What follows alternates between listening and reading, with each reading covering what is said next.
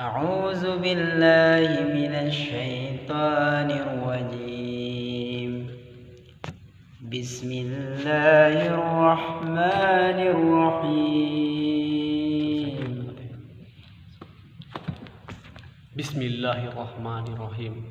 Tiada kalimat yang paling indah yaitu kalimat dengan menyebut nama Allah yang Maha Pengasih dan yang Maha Penyayang. Sobat Muslim atau teman-teman sekalian yang menyempatkan diri untuk menonton video saya yang diawali dengan kakak senior saya yang bernama namanya siapa? Akmal Ustaz. Masya Allah. Perkenalkan kami mahasiswa dari Sekolah Tinggi Al-Azhar Goa. Di mana itu Al-Azhar Goa? Al-Azhar Goa. Al-Azhar itu di mana? Al-Azhar itu di Kairo. Oh, di Kairo. Jadi sebenarnya kami ini sekolahnya di luar negeri tapi di Indonesia. Maksudnya? Jadi teman-teman sekalian, Al-Azhar Goa itu merupakan salah satu universitas yang ada di Antang, tapi ditulis Goa. Itu juga yang kami bingungkan sampai sekarang. Karena untuk dosen-dosennya lulusan dari kebanyakan dari Al-Azhar Goa. Jadi mungkin dari situ penamaan kampusnya makanya disebutkan Al-Azhar. Al-Azhar Goa. Oh, jadi ternyata teman-teman dosen-dosennya itu lulusan dari Al-Azhar. Al-Azhar Goa atau Al-Azhar Mesir? Al-Azhar Mesir lah, Al-Azhar Goa. Iya, jadi Al-Azhar Mesir.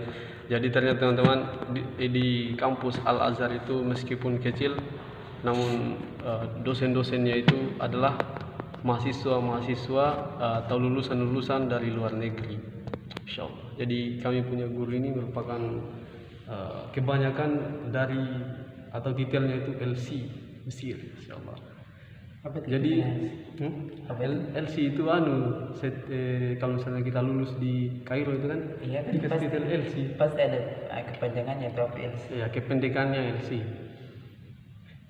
Jadi teman-teman, di kampus kita itu ada yang namanya, jika kita mampu untuk berbahasa Arab dan sedikit memiliki hafalan Quran dan hadis, maka kampus akan mengurus beasiswa untuk kita, untuk bagaimana bisa kita kuliah di Mesir, di Al-Azhar yang sesungguhnya di Mesir. Oke teman-teman, puji syukur kehadiran Allah Subhanahu wa Ta'ala atas segala limpahan karunia-Nya kepada kita semua yang masih kita rasakan sampai saat ini, yang kita syukuri ataupun tidak syukuri, tetapi Allah Subhanahu wa Ta'ala masih tetap memberikan kecukupan terhadap nikmat-nikmat kita. Kemudian bersalawat kita kepada baginda Nabi Muhammad SAW atas segala perjuangan beliau. Bersalawat kepada Nabi Muhammad SAW merupakan anjuran, karena kenapa? Malaikat dan bahkan Allah Subhanahu wa Ta'ala bersalawat kepada Nabi. Jika kita bersalawat satu kali kepada Nabi Muhammad, maka Allah Subhanahu wa Ta'ala akan melipat gandakan kebaikan pahala kepada kita itu 10 kali lipat, teman-teman. Kesempatan kali ini kita akan membahas atau berbicara sedikit tentang akhlak. Saya mau bertanya kepada kakak senior saya ini, yang wajib kita cermin atau kita jadikan cermin yaitu siapa? Akhlak siapa kira-kira?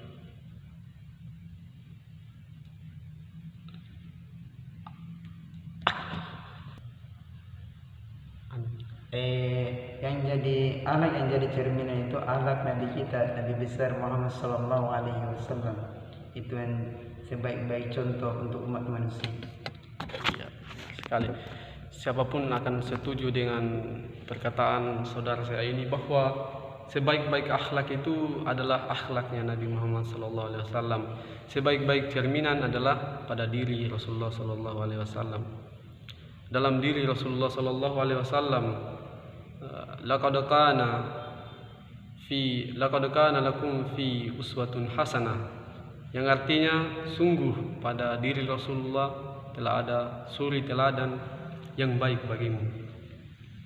Teman-teman sekalian, Rasulullah Shallallahu Alaihi Wasallam diutus ke dunia ini oleh Allah Subhanahu Wa Taala sekitaran 14 abad yang lalu, mempunyai tugas yang sama seperti halnya para utusan-utusan Allah yang lain, yaitu dengan membawa ajaran atau membawa hal yang pokok dan paling mendasar, yaitu mengesahkan Allah Subhanahu wa taala, menuhankan Allah Subhanahu wa taala, dan menyembah hanya kepada Allah Subhanahu wa taala. Jadi teman-teman, Rasulullah sallallahu alaihi wasallam hadir ke dunia ini untuk memperbaiki akhlak manusia kepada Sang Penciptanya, akhlak manusia kepada manusia, dan akhlak manusia kepada makhluk-makhluk lain di luar manusia. Rasulullah Shallallahu Alaihi Wasallam adalah seorang yang sangat penyabar, tetapi juga dalam suatu kondisi ia juga tegas jika menyangkut perkara agama. Teman-teman sekalian, walaupun Rasulullah itu tegasnya beliau adalah tegas dalam hal kebaikan, bukan mengkafir-kafirkan, bukan menjat orang bahwa kamu itu buruk dan kamu tidak akan pernah baik selama-lamanya. Tetapi Rasulullah SAW jika berhadapan dengan orang-orang yang membenci, mencaci maki Islam, maka hal yang menjadi atau pikiran Rasulullah SAW itu bahwa mereka tidak paham dengan Islam. Jika mereka paham, maka mereka akan masuk kepada Islam. Ketika pada awal-awal Islam, bahkan seorang yang nantinya menjadi jawara Islam, menjadi singa Allah, menjadi pedang Allah, menjadi panglima yang tak terkalahkan, ada Umar, ada Khalid bin Walid dan lain sebagainya, yang kemudian menjadi seseorang panglima, seseorang yang dikatakan dalam sejarah itu bahwa Khalid bin Walid itu adalah 1:1000. Jadi Khalid itu jika berperang membutuhkan kayak 1000 orang gitu, sungguh luar biasanya. Tetapi pada awal-awal Islam, Khalid bin Walid sangat membenci Islam. Bahkan Khalid bin Walid ini terkenal di mata kaum muslimin pada awal-awal sebelum ia masuk Islam. Kemudian ia adalah seorang yang sangat ditakuti. Karena kenapa? Beliau sangat ahli dalam peperangan. Beliau mempunyai strategi yang jitu. Teman-teman sekalian, sikap Rasulullah Sallallahu Alaihi Wasallam dalam menghadapi orang-orang yang demikian, yaitu dengan mendoakannya. Jadi kalau kita punya teman di sekeliling kita, atau jika kita punya teman yang di sekeliling kita belum beriman atau bahkan sudah beriman tetapi belum mengimplementasikan keyakinannya, belum sholat dan lain sebagainya, hal yang pertama kita lakukan, jangan langsung kita menjudge bahwa dia itu berdosa. Dia itu adalah makhluk manusia yang dilaknat oleh Allah Subhanahu wa taala. Bukan tugas kita untuk yang demikian. Tugas kita yaitu untuk bagaimana bisa menyadarkan teman-teman kita, mengajak mereka, mendakwai mereka. Dan dakwah itu teman-teman harus mempunyai metode-metode. Karena kenapa? Kita tahu sendiri bahwa seperti halnya Rasulullah SAW ketika dilempari batu oleh masyarakat Taif, dicaci, dihina, dipukul hingga tubuh seorang yang mulia ini penuh dengan luka. Namun Rasulullah tidak menjudge mereka bahwa kalian kafir, tidak mendoakan keburukan kepada mereka, tetapi Rasulullah SAW malah mendoakan mereka. Rasulullah berpikir bahwa mereka ini sebenarnya tidak paham dengan Islam, tidak paham dengan ajaran yang aku bawa. Sekiranya mereka paham, maka mereka akan masuk Islam. Rasulullah dalam doanya itu mengatakan bahwa, ya Allah, jika sekiranya tidak pada mereka Islam, maka pada anak-anaknya lah kelak. Jadi Rasulullah SAW tidak langsung menjat bahwa mereka kafir. Teman-teman sekalian, kisah-kisah Rasulullah sangat banyak terkait akhlak ini. Begitu pula kisah Rasulullah SAW dengan pengemis Yahudi buta. Di suatu daerah yang bernama Madinah, di pasar Madinah, di sudut pasar Madinah, hiduplah seorang pengemis Yahudi buta. Pengemis yang Yahudi buta ini setiap harinya, jika ada orang yang mendekatinya atau jika ada seseorang yang lewat di dekat beliau, maka dia akan mengatakan, jangan engkau dekati Muhammad, dia itu pendusta, dia itu pembohong, dia itu penyihir. Jangan engkau dekati dia. Jika engkau mendekati dia, maka engkau akan terkena sihirnya. Teman-teman sekalian, pengemis Yahudi buta ini merupakan seseorang yang miskin, juga tidak mempunyai daya untuk mencari makanan.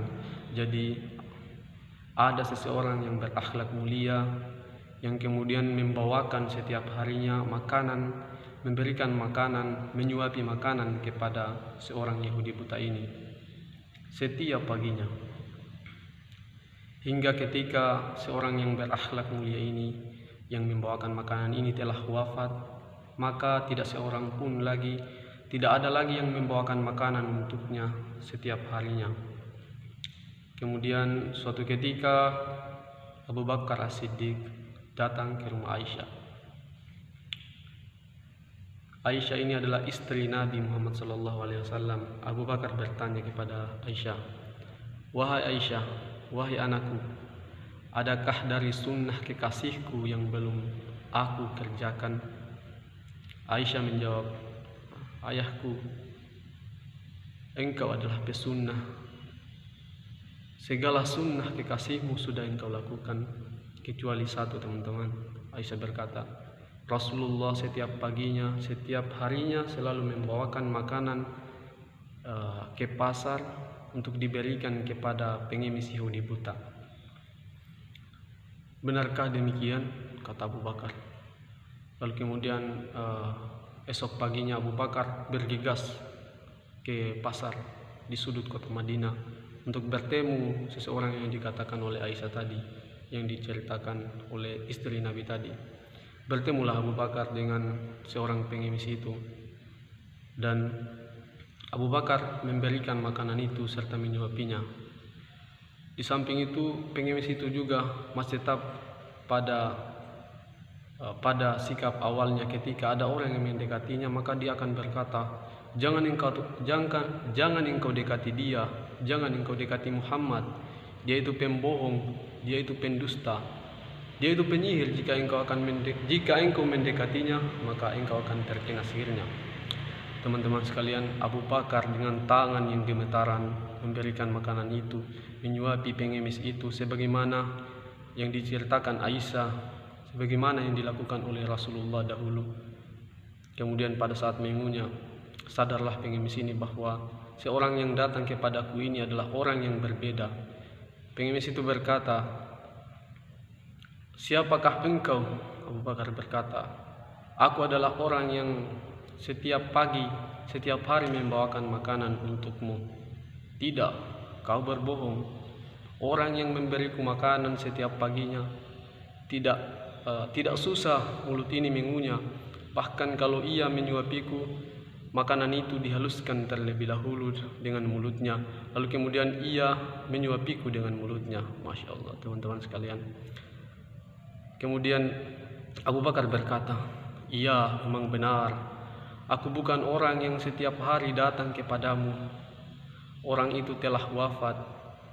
Orang yang memberimu makanan setiap paginya, setiap harinya, orang yang memiliki akhlak mulia itu telah wafat. Benarkah demikian? Kata pengemis itu. Lalu siapakah engkau? Aku adalah sahabatnya. Lalu di mana ia? Ia telah wafat. Siapakah namanya? Kata pengemis itu. Kata Abu Bakar, dia adalah Muhammad. Bohong, dia bukan Muhammad.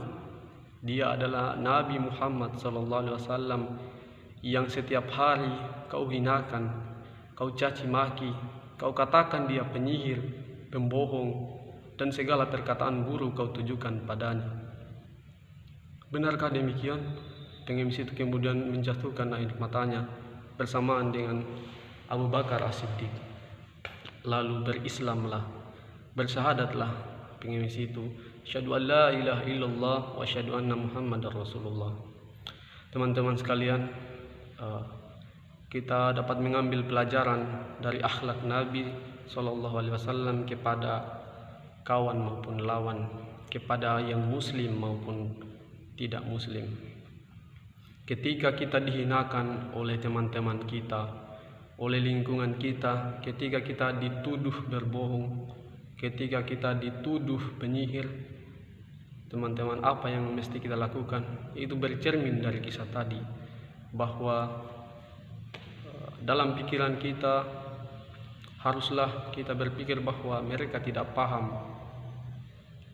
Jika sekiranya kita memang baik, maka pikiran itu harus terlintar di otak kita bahwa sebenarnya mereka tidak paham, lalu kemudian kita mendoakan kebaikan kepada mereka, bukan kembali membalas perkataan itu dengan perkataan yang buruk pula, bukan kembali menceritakan keburukan orang itu di lain tempat. Itulah akhlak mulia baginda Nabi Muhammad SAW kepada kawan maupun lawan, yang pada akhirnya pengemis Yahudi buta itu tersentuh hatinya, tersentuh jiwanya, lalu kemudian bersyahadat di hadapan Abu Bakar As-Siddiq, mengucapkan asyhadu an la ilaha illallah, aku bersaksi tiada Tuhan selain Allah dan Muhammad adalah utusan Allah.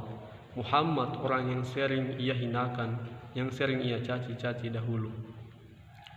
Teman-teman sekalian, begitu lembutnya akhlak yang dimiliki oleh Rasulullah SAW. Kemudian kita akan sedikit berbicara juga tentang akhlak Rasulullah kepada